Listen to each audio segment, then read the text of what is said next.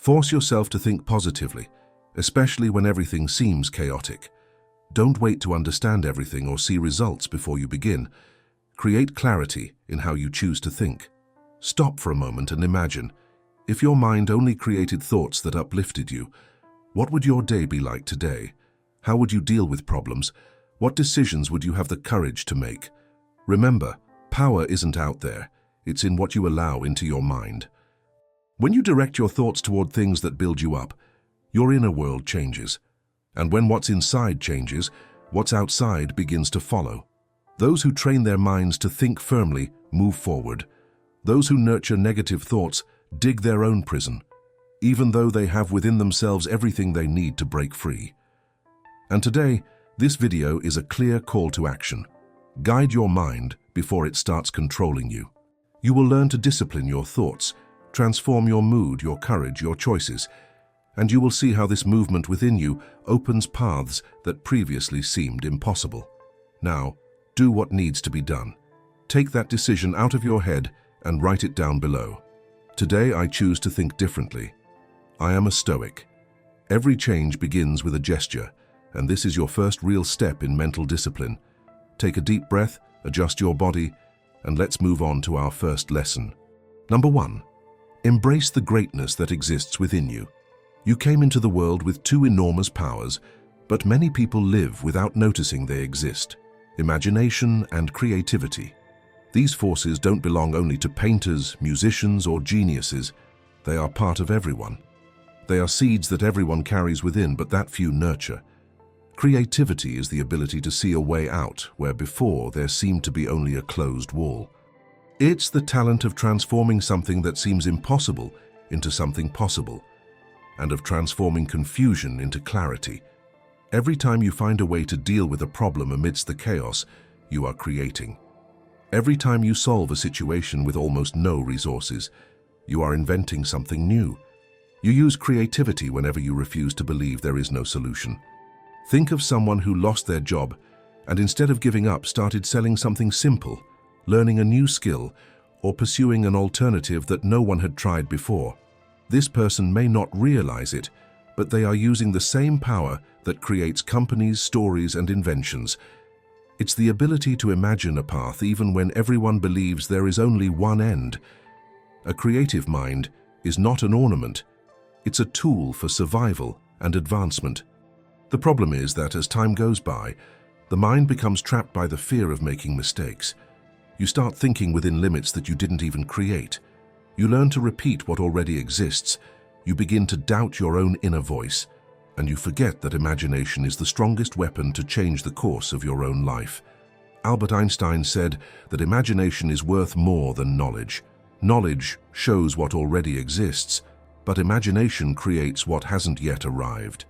It's the bridge between what you have now and what you want to build later. A creative mind refuses to be held back by circumstances. It redesigns everything. And the more you train this power, the freer you become, because you understand that reality isn't a hard wall. It's an open space waiting to be reinvented. A firm mind finds paths where others only perceive limits. And that's the power you need to remember you possess. The power to transform ideas into direction, and direction into results. Every important change is born when someone dares to imagine something different and chooses to act, even without having all the answers at the beginning. So don't wait for perfect inspiration. Get moving. Every time you imagine a way out, an idea, a new attitude, put it into practice. Action is like the paintbrush that transforms dreams into reality. It's the moment when the mind stops merely imagining and begins to truly build. And when you act using your own creativity, life ceases to be a repetition and becomes a work in continuous progress. Because a creative mind doesn't depend on what happens outside. It goes beyond. And whoever discovers how to use this power never feels trapped again, because they understand that within themselves there is always another path. Number 2. Learn to assert yourself without fear. The way you appear to others has nothing to do with beauty or appearance, but with the energy that emanates from you. It's like a mirror that shows what you think and feel when no one is around. If there is focus, courage, and a clear reason to keep going, It shows even when you are quiet. But if inside there is fear, bad thoughts, and turmoil, others perceive it even before you open your mouth. Being a positive person doesn't mean you should ignore problems or pretend everything is perfect. It means choosing to move forward even when the path seems full of obstacles. It's remaining firm, believing in yourself and with hope, even when the day starts difficult. It's understanding that, even if something doesn't happen as you would like, there is always a reason, a lesson, or a hidden opportunity. This way of thinking changes how you act, because those who trust themselves behave differently, speak more firmly, express themselves more clearly, and end up conveying more security to everyone. That's how the mind changes the world around it, not with magic, but with real actions. Think about it. People don't just believe what someone says, but what that person shows with their inner strength. And that strength doesn't come from the words you speak, but from the union between what you think and what you do. The philosopher William James wrote that it seems that action comes after feeling, but in reality, the two go hand in hand. When we act as if we have faith, faith appears. This idea is like a map. It explains that the secret is not to wait to have confidence, but to act like someone confident until it becomes natural. Showing yourself as someone capable, enthusiastic, and focused isn't being arrogant. It's being true to what you're building. It's living as if success depended on you, because most of the time it does. The energy you spread is a silent invitation. It tells the world who you are and what you believe you deserve. So the next time you leave home, attend a meeting, or simply look in the mirror, ask yourself, what is my presence showing? Insecurity or direction? Tiredness or a strong reason to live? The answer lies not in the clothes you wear, but in the mindset you carry with you. And when your thoughts change, your posture changes too. And when your posture changes, the whole world changes along with you. Number 3, train your mind to remain strong when emotions try to bring you down. Emotions arrive in waves, some small, others so large they seem capable of sweeping you entirely under their spell. Everyone knows this feeling. A problem arises, a word hurts you, a fear rises too quickly, and suddenly your body reacts before you even understand what's happening. Your heart races, your mind races, your chest tightens, and in that instant it seems impossible to maintain any clarity. But that's precisely where the crucial point of your strength lies, learning to stand firm even when your emotions want to control you. The Stoics knew that a trained mind is stronger than any emotional storm. They didn't try to erase feelings. They trained the ability not to become a prisoner of them. Marcus Aurelius wrote that the human mind has the power to rise above chaos, just like someone who observes a turbulent river without falling into it. That is the training, to perceive what you feel without letting it dictate your actions. Think honestly. How many times have you said something you didn't mean because you were angry? How many times have you given up on something important because you were anxious? How many times have you treated someone badly because insecurity got the better of you? How many times have you created imaginary fights in your head because emotion pulled your mind away from reality? This happens because emotion always comes first. It's quick, impulsive, intense. Reason comes later, but only if you create space for it to breathe. Training the mind is precisely this process of creating space between what you feel and what you do. It's like installing a second of awareness before the reaction. That second is what differentiates those who live reacting from those who live choosing. That second is the bridge between impulse and wisdom. It's small, but it changes everything. And how do you train this? It starts with a simple gesture. When something triggers you, stop. Take a deep breath for 3 seconds. Observe what your body does. Feel what's alive inside without trying to run away. Name the emotion in a low voice. This is fear. This is anger. This is anxiety. It sounds silly, but this attitude takes the emotion out of control. From the moment you identify it, it ceases to be an invisible monster and becomes just something that is passing through you, not something that is you. Then ask yourself, what really needs to be done now?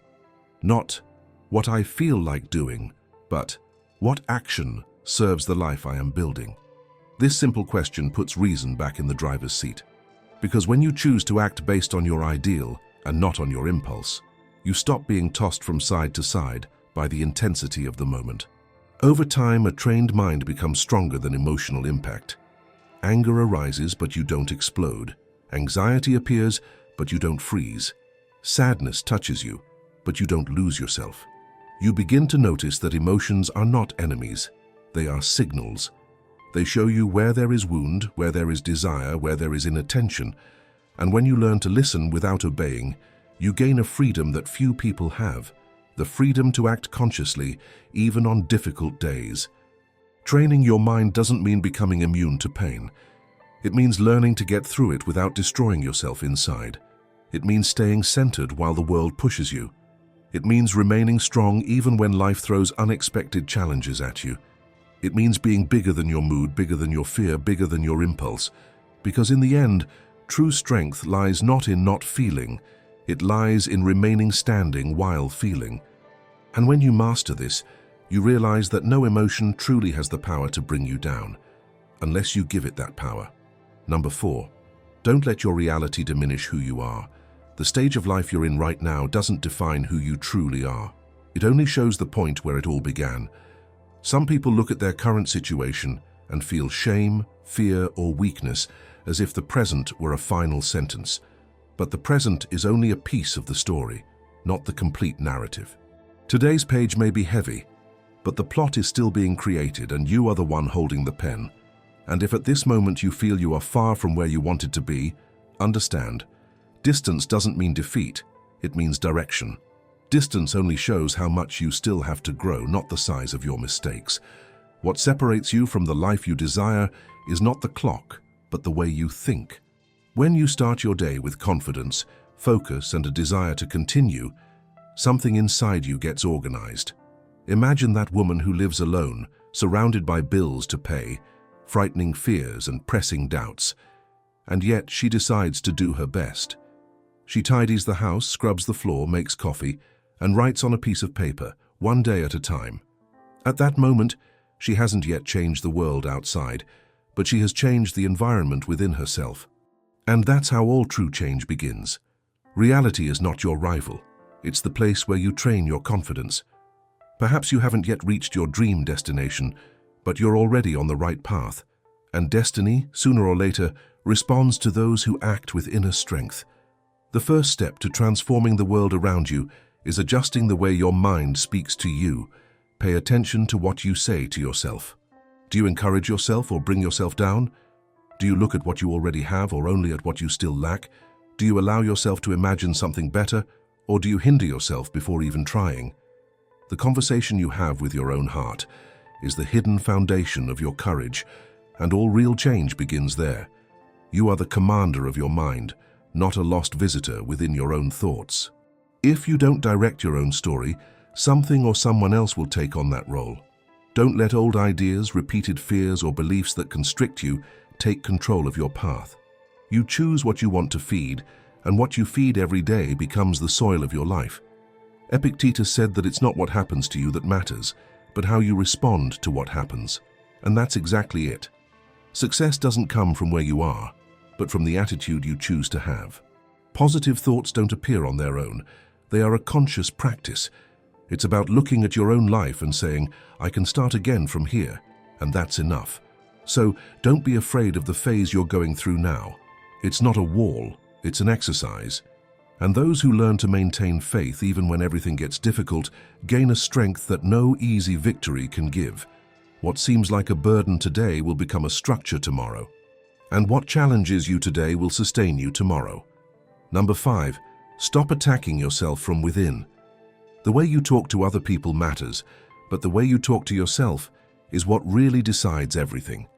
Because internal dialogue is like the mind's master program. If it's broken, everything you do ends up being affected. How many times have you caught yourself saying, I can't do it, this isn't for me, I always mess up? These phrases may seem small, but they function as commands. The brain doesn't argue with you, it accepts them. If you repeatedly say you're incapable, it will act as if you are. The truth is that almost no one fails due to a lack of talent, but rather due to excessive self-criticism. You convince yourself that you're not ready, and that idea becomes reality. Therefore, the first change you should make is not in your body or habits. It's in the way you treat yourself. Imagine your mind is a house. The words you use are the furniture inside. If you fill that place with phrases of guilt, fear, and doubt, there's no way you can live peacefully there. But when you start replacing "I can't" with "I'm learning" and "I'm a failure" with "I'm a work in progress," something changes deep down. You stop being your own enemy and become your own partner. Seneca said that no wind helps those who don't know where they're going. And language is like the rudder that chooses the direction of that wind. Those who hurt themselves with words live lost, but those who speak to themselves with clarity, firmness, and intention begin to steer their own path. So pay attention to what you tell yourself every day. The mind believes what is repeated, not what is merely desired. If you repeat courage, it learns courage. If you repeat fear, it learns fear. Organizing your inner dialogue means changing the tone of your own consciousness. It's about choosing words that build up, not tear down. It's about realizing that each phrase spoken to yourself is like a seed, and the garden of your mind grows or dies, depending on what you plant. From today onward, every time you hear yourself saying something negative, stop, breathe, and change the phrase. Transform "I can't" into "I can't yet." Replace "I've never been able to" with "I'm trying again." These small changes are acts of strength. Speaking well to the world begins with speaking well to yourself when no one is watching. And when your inner voice becomes your ally, positive thinking happens naturally. Number 6. Strengthen your mind until you eliminate insecurity. Confidence doesn't appear by luck, it comes from practice. It works like a muscle. The more you use it, the stronger it gets. And this training begins every day, the moment you open your eyes. The first idea that pops into your head when you wake up is what decides whether your day will follow the path of courage or the path of fear. And that voice that chooses this is your own. It might sound rushed, full of insecurities, or it might sound calm, reminding you of what truly matters. So, as soon as you wake up, before touching your phone or thinking about tasks, say aloud 3 things you are grateful for. It can be something simple: the warm bed, the air you breathe, the roof over your head. Gratitude is the quietest and most powerful exercise in self-confidence because it changes where the mind looks. It teaches you to notice what already exists around you, not what is missing. When you change your focus, you also change the type of thoughts you produce and the energy with which you live. Complaining keeps you in emptiness.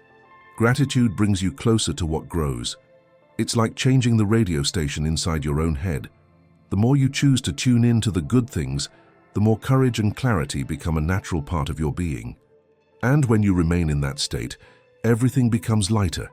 You understand your steps better, face the day without so much weight, and make decisions with more confidence. Think of someone who makes mistakes and spends days blaming themselves, repeating that they never get anything right. Now imagine another person who also made a mistake, but decides to think, "Now I know what not to repeat next time." Both went through the same problem, but one transforms the mistake into an enormous burden, while the other transforms it into a useful explanation. That's how a well-trained mind becomes stronger after a fall, not by running away from the pain, but by learning from it. Robin Sharma wrote that no one changes their life without changing something they do daily. The secret to victory lies in what you practice every day. That's the foundation of mental training. When you start your morning with gratitude, you send your brain a command: "I'm in the driver's seat." And from that point on, everything reacts differently. Your choices become firmer, your words become more conscious, and your body begins to follow your mind, not your fear. Confidence doesn't come from pretending problems don't exist, but from believing you have the ability to overcome them. It arises from the habit of guiding your own thoughts, of deciding what enters and what grows within you. Trust isn't a gift that falls from the sky. It's a promise you renew every day when you wake up, even when the world seems to doubt you. It's the silent commitment of telling yourself, "I can handle this." And "lidorit" is the main verb of trust. Therefore, repeat this small ritual every morning. 3 reasons to be grateful every day. Over time, you'll notice, the more you recognize what you already have, the more prepared you feel to seek what you still lack. Your mind becomes your ally, not your enemy. What was once indecision becomes choice. What was fear becomes action. This simple gesture reorganizes your brain. You learn to see abundance where before you only noticed lack. And when the mind learns to begin the day with gratitude, the whole body begins to act with confidence. Because a mind that trusts doesn't wait for the perfect moment. It creates the perfect moment. Number 7. Your mind is the filter that determines the quality of your life. Everything that appears on the outside begins first within you. The way you think is like the hidden foundation that sustains your entire life. If you wake up every day with your head full of doubt, fear, and complaints, the whole world will seem heavy, unfair, and tiring. But if you wake up determined to look at what you can create, the same world, with the same situations, becomes a place full of new opportunities and paths. The difference isn't in what happens, but in the way you look at things. The mind works like a mirror. If it's dirty with bad thoughts, everything that appears there is ugly, distorted, and dull. But when you learn to clean that mirror, when you change your focus, your inner tone, and the conversation you have with yourself, your whole life begins to change along with it. And this change isn't just in feeling, it's in structure. Your brain, your habits, and your emotions begin to align with what you think about most often. Thought is the beginning of everything. It guides the choices you make, shapes your habits, and draws on the kind of energy you maintain. Think about it. Two people can walk down the same street. One sees dust, tiredness, and difficulty. The other sees path, meaning, and a lesson.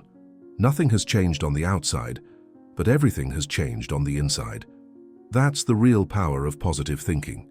It's not pretending everything is okay. It's choosing the attitude you're going to have. It's not hiding the pain. It's deciding what you're going to do with it. Ralph Waldo Emerson said that a man is what he thinks about all day long. This phrase works like a rule. What you cultivate in silence becomes your voice. What you repeat in your mind becomes your destiny. So observe your thoughts. When you wake up, when you go to work, when you get home, is what's going through your head strengthening you or holding you back? Do you control your mind, or do you just react to what it throws at you? The difference between those who grow and those who stagnate lies in that moment, the moment when you decide to stop obeying your thoughts and start guiding them. The mind is like a still lake. If you reflect fear, you will see chaos. If you reflect confidence, you will see clarity. Thinking positively is not being naive, it's having self-control. It's saying to yourself, I choose to stay calm, even when everything is difficult. And when that choice becomes a habit, life ceases to be something that happens to you and becomes something you create. Number 8. Make your goals a part of your life. The further away a goal seems, the more complicated it becomes to transform it into something real. And the reason isn't a lack of talent, but rather a lack of feeling that it's part of you. The human brain only truly fights for what it perceives as part of its own identity. A study from Princeton University showed that more than 90% of people have difficulty saving money, not because they don't know how to do it, but because they can't imagine their future selves. They see their future self as if it were someone else, and the brain doesn't dedicate itself to someone it doesn't recognize as its own. You act with strength when you feel something belongs to you. That's why very distant dreams end up dying, and goals that become part of your way of life end up growing. The distance between wanting and achieving lies in the feeling of belonging. When something is truly yours, the brain doesn't argue, it simply does it. Everything you want needs to become part of your routine, your way of speaking, the way you act. When you say my goal, it still seems to be in the future. But when you affirm, this is part of my life, the brain understands that it's now and begins to adjust your attitudes to align the present with that idea. Think of someone who wants to change their body, but keeps repeating, one day I'll start working out. Now think of someone who says, I am a person who works out, even when tired. The first person lives in the world of desire. The second lives in the world of identity. That's why one remains stagnant and the other progresses. You don't need to wait to become a different person to start. You need to start to transform yourself. Repeat this. The closer you mentally get to your future, the faster it becomes reality. Every day, speak aloud what you want to build, not as if you were asking for something, but as if it were already true in your life. Say, I have a firm and organized mind. Everything I do improves. I am able to accomplish what I decide. It doesn't matter if it seems unbelievable to you at first. The mind learns through repetition, and the brain doesn't distinguish between imagination and truth when it receives the same message multiple times. Speak with certainty, and your mind will begin to accept. When the mind accepts, the body follows. As William James, one of the fathers of modern psychology, said, "Believe that action is possible, and you will create the ground for it to happen." That is the power of belonging. You don't wait for the future to knock on your door. You bring that future closer until it becomes part of your life now. Write in the comments, "I am already part of the life I am creating." And understand this, it's not just about writing, it's about affirming something within yourself. When you put words on paper or on a screen, you give shape to the idea, plant a seed in your mind, and create a real beginning. At this moment, you're not just typing sentences. You're showing your mind that control has returned to your hands. And when the mind realizes this, the whole of life slowly begins to follow the same path. Number 9, don't compromise with habits that weaken you. Cut them off at the root. There are decisions that transform an entire life, and the most silent of them is this: to stop making deals with what destroys you from the inside. Insecurity, emotional exhaustion, and the feeling of always starting from scratch almost never come from one big mistake, but from the accumulation of small habits that you tolerate day after day. It's that early morning check on your phone that steals your focus. It's that empty conversation that drains your energy. It's the constant lateness that makes you feel less capable. It's that negative thought you let in without questioning. Each detail seems harmless, but together they create a heavy, confusing, slow life. And the truth is harsh, but liberating. Nothing changes as long as you continue to negotiate with what weakens you. The Stoics understood this deeply. For them, bad habits weren't just behaviors. They were decisions about who you choose to be. Marcus Aurelius said that you become what you repeat, and this applies to both good and evil. When you allow yourself to act against your own character, even in small things, you are training your mind to accept less than you deserve. You begin to send silent signals that your word isn't worth much, that your discipline is fragile, that your determination can be bought by any impulse. And when this message is repeated, you begin to believe it. Breaking a habit isn't an intellectual task, it's a choice of identity. Every time you say, "Not today, just a little longer, I'll stop later," you reinforce the idea that you have no control over yourself. But when you say, "Enough," when you cut off at the root what's dragging you down, something powerful happens. You regain control. You send yourself a clear message: "I will no longer betray myself." And cutting it off at the root almost always hurts. It's uncomfortable. It seems radical. It seems too hard. But ask yourself, what hurts more, facing a difficult decision now or carrying the consequences of a destructive habit for a lifetime? It's easy to believe that you'll change tomorrow, that you'll stop when you have more time, that you'll refocus when you're stronger. But that never happens. What arrives is the weight, the guilt, the repetition of the cycle. So be honest with yourself. What habits do you maintain simply because you're afraid of the emptiness that appears when you let them go? What behaviors do you repeat because you don't want to face your own truth? What distractions do you use to avoid looking at the life you truly need to build? Change happens when you have the courage to face these answers without running away, without romanticizing them, without pretty explanations. And here's the secret. Cutting out a bad habit isn't just about eliminating a behavior. It's about making room for a version of yourself that's trying to be born. It's about freeing up energy for what matters. It's about letting your mind breathe. It's about allowing your life to have direction, not just movement. What you cut out says as much about you as what you build. From today onward, choose a habit that weakens you and eliminate it without negotiation. No half measures, no excuses. Cut it off at the root. Because when you stop feeding what destroys you, you naturally begin to strengthen what sustains you. And it is at this point that your discipline ceases to be an effort and becomes an identity. At this point, your life begins to move forward with a kind of firmness you have never experienced before. When you stop negotiating with yourself, you discover a strength that has always been there, just waiting for you to make the first move. Number 10. Don't let anything occupy your mind. The mind is like a garden. Everything you watch, listen to, or read enters like a seed. Some grow flowers, others spoil the soil. If you spend the whole day receiving bad news, comparing yourself to other people online, or engaging in conversations full of arguments, it's no surprise that your head ends the day tired and cluttered. What enters you all the time slowly begins to shape what comes out.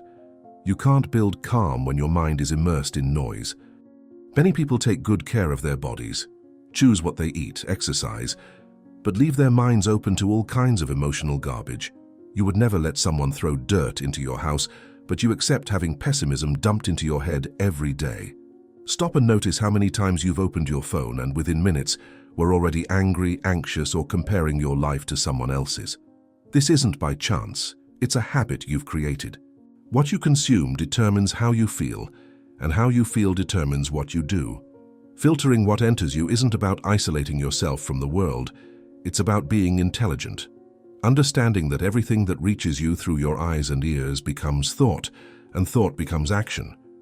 When you surround yourself with people and content that uplift your spirit, you begin to think better, make better decisions, and act more clearly.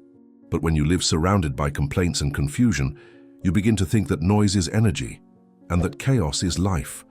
Therefore, choose carefully the voices you let in, the content you follow, and the conversations you decide to have. As Eckhart Tolle said, the dirt isn't just in the streets, it also exists within the human mind. And he was right. Information overload, drama, and comparison are a type of mental pollution, and if you don't create boundaries, you end up breathing it in every day. Letting go of what's dirtying you inside isn't weakness, it's emotional cleansing.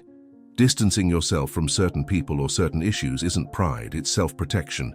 You don't need to prove you can handle everything. You just need to be wise enough not to let everything in. Take care of your mind as you would a garden. Weed out the bad weeds of negativity, water the good seeds of clarity, and let silence be your fertilizer. Because in the end, what grows inside you is exactly what you allow to receive. And what you choose to let in today will be what governs your thoughts tomorrow. Number 11. Treat your thoughts like visitors. Some come in, others you send away. Most people live as if their thoughts own the house, sitting on the couch of their minds, opening drawers, making noise, and creating a mess without being invited.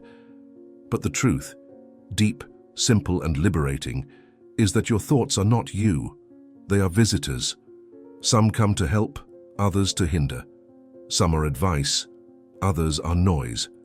And from the moment you understand this, your relationship with your own mind changes completely. Stoic philosophy has always made it clear, you don't control what appears in your mind, but you control what you welcome. What dominates you is not the thought that arises, but the space you give it. And it is precisely here that freedom resides. Think about how many times you've dragged yourself through an entire day because you accepted as truth a phrase that appeared in your head without permission. I'm not capable. It will go wrong. Nobody cares about me. This type of thought is like a stranger knocking on the door, noisy, inconvenient, insistent. But it only enters if you open it. When you begin to treat your thoughts as visitors, something powerful happens. You create distance. You observe without absorbing. You listen without obeying. And this transforms the way you live, because suddenly that harsh voice that accuses you ceases to be an internal tyrant and becomes just a passing sound, which appears, makes noise, and then goes away. You don't need to fight it, you don't need to explain anything to it, you don't need to justify anything. Just let it pass. Imagine your mind as a brightly lit room. A thought arrives. Ask, do you strengthen me or weaken me? If the answer is strength, clarity, courage, let it in. Offer it a seat. Listen. It will help you take action. But if the answer is fear, chaos, or doubt, just open another door and let it out. Negative thoughts don't die when you fight them. They die when you stop feeding them. This is how you regain control of your own mind, by selecting, filtering, choosing. You are not obligated to believe everything you think. Often, your mind is just reproducing old fears, memories that no longer serve you, phrases that other people told you when you were young and that you accepted without realizing it. This doesn't define you. This isn't who you are. It's just an old visitor trying to appear as the owner of the house. And here's the exercise that changes everything. In the coming days, every time a thought arises that brings you down, don't blame yourself. Don't criticize yourself. Just say to yourself, "This is just a visitor, and I decide if it stays." This simple phrase cuts the power of the thought instantly because it positions you as the authority, not as a hostage. When you position yourself this way, your mind understands that you are no longer someone who heeds every voice that arises. You become the guardian of your own conscience. Thoughts are like clouds crossing the sky. Some are clear, others are heavy. None of them are permanent. The only constant sky is you, the observing consciousness. When you learn to receive only that which lifts you up, and to let go of everything that brings you down, your life changes silently, profoundly, from the inside out. Because peace doesn't come from the absence of bad thoughts. It comes from the ability to let them go. Number 12. Today, decide to believe in yourself. Everything starts to change the moment you decide to trust yourself, not after everything works, but before that. The big turning point comes when, even without proof, you choose to act like someone who is capable. Believing isn't about waiting for the world to give you permission.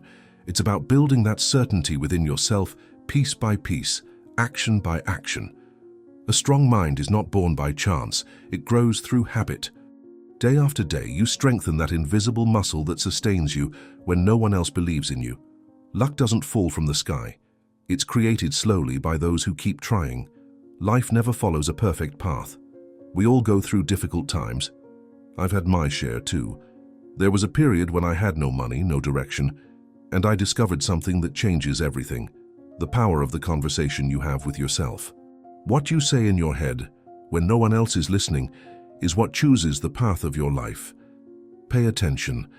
The phrases you repeat silently have more power than any outside opinion. If, when you make a mistake, you think, "I'm good for nothing," your mind holds that thought as truth.